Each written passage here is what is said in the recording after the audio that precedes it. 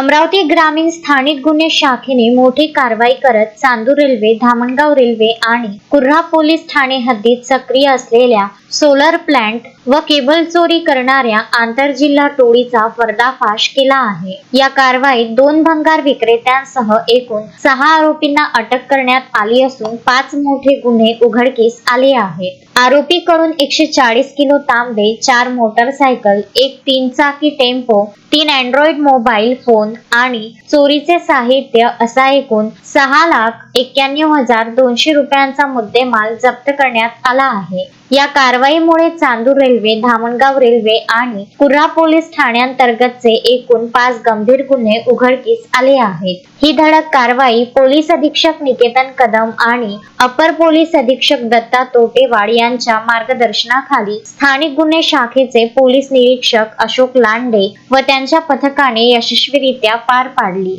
Shoaib Khan, Vidarbha news, Amravati.